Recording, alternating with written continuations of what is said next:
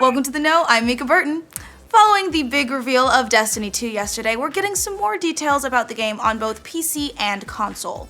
One of the big rumors heading into the live stream was that cross-saves would be coming to PC and console versions, but it looks like that's not the case.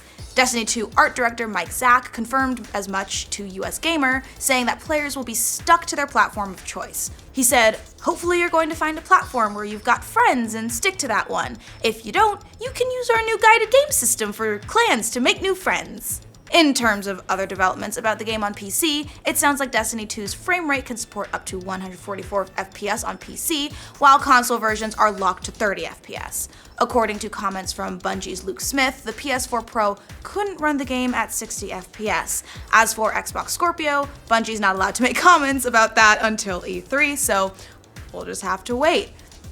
The lack of 60 FPS wasn't the only bummer Bungie had to share at yesterday's event, because they also confirmed that we shouldn't be expecting the game to hit the Nintendo Switch, like any of us were actually expecting that. But speaking with IGN, project lead Mark Noseworthy called the possibility unrealistic. Noseworthy said, "I think it's pretty unrealistic given we're an online-only game, right? The Switch, because it's portable, and I love my Switch. I've got Breath of the Wild here. I've got it with me. It's incredible. I love the console, but in terms of where it's at, I don't want to leave anyone with the possibility of like, it's a thing we'll consider maybe next year. There's no plans right now for the Switch."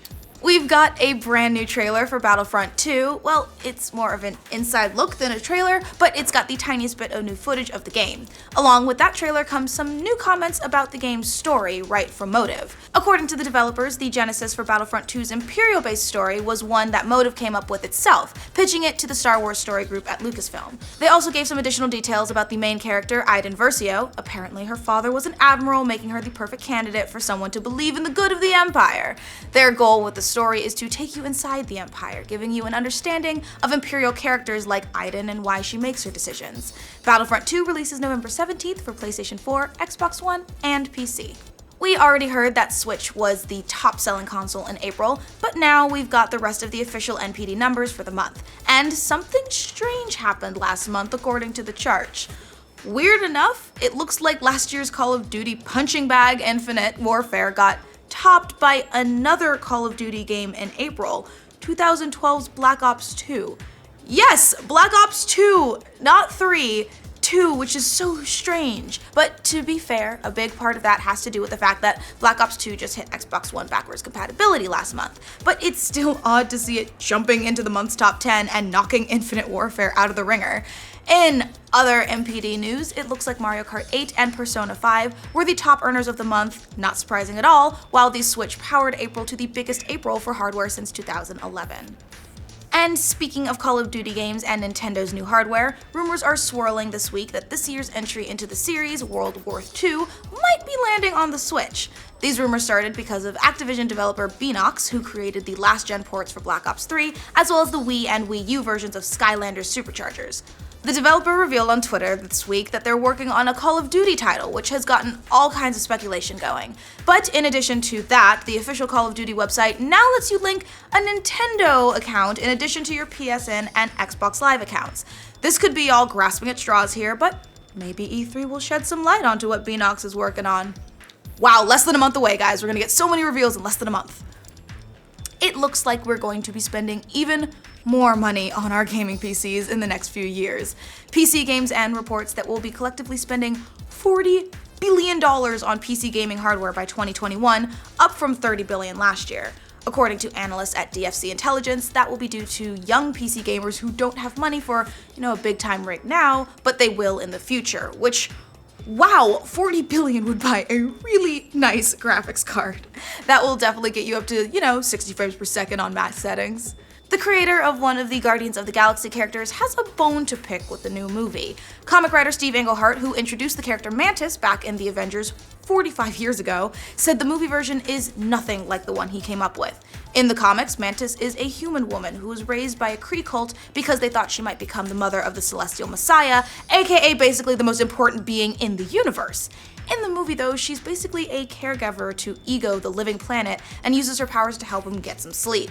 While Englehart stressed that he liked the movie, he told Polygon that he didn't like what they did with Mantis. He said, "I really don't know why you would take a character who is as distinctive as Mantis is and do a completely different character and still call her Mantis.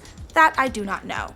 The upcoming DuckTales reboot just got a lot more star power added to its cast. The Nerdist reports that Lin-Manuel Miranda, you might remember him, he created a little musical called Hamilton, also created Into the Heights, is going to be joining the cast of the Disney XD show. He'll be voicing Gizmo Duck, and the show's executive producer Matt Youngberg said Miranda came to mind instantly for the role.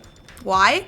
Youngberg said because of his rapid-fire earnestness paired with his wide-eyed yet determined optimism. Yeah, that does sound like Lin. So does this mean that Gizmo Duck will be a rapper? I mean, I'm here for this. We're all here for this. That would be freaking awesome. DuckTales launches later this year, and it's already been renewed for a second season. Apple really doesn't want you to fix your own iPhone. And a lot of other companies apparently don't want you monkeying around with their products either. Vice reports that Apple, Verizon, and some of the biggest tech industry trade organizations are lobbying against a bill in New York State that would require electronics companies to sell replacement parts and tools to the general public. It's called the Fair Repair Act. It would also prohibit software locks that restrict repairs and, in a lot of cases, would make companies make repair guides available to the public. Several other companies like Toyota and the heavy machinery company Caterpillar are also lobbying against the bill. Vice said the companies and groups lobbying against the bill spent more than $366,000 to retain lobbyists in New York between January and April of this year. There are similar bills like this that have been filed in other states, but they are generally opposed by companies who want to control who fixes their products. Apple didn't respond to Vice's request for comment, but they probably just said, "Go to the Genius Bar, they'll help you. But make sure you make an appointment, like 5 hours beforehand, and get there, and then they're all still busy and you don't get help, and they're like, 'Have you tried just rebooting it?' And rebooting it never worked." I have my own personal issues with the Genius Bar. But hey, a word of advice: if you go through all the training and school and whatever else it takes to require to be an astronaut, don't ruin your career over some nonsense. I feel like that's just general advice. Just don't ruin your career over some nonsense. But someone didn't take that advice because last December an astronaut quit NASA for maybe the dumbest reason possible: fake taxi receipts.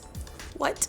According to Gizmodo, the unidentified astronaut submitted more than, $1,600 in fake reimbursements for taxi rides that they didn't take. Some sort of disciplinary action was recommended by NASA, and the astronaut ultimately resigned.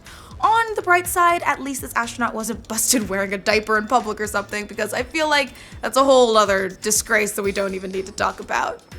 Well, that's all the news we have for you today. For more concise, compact news from every corner of the internet, be sure to like this video, and if you're new around here, subscribe to the know. Ow, that was so bullshit. There we go. Ow, fuck, I need to stop taking off. I need to take off my ring before I sing. You can do this. Oh! I've learned something new today. Probably clap.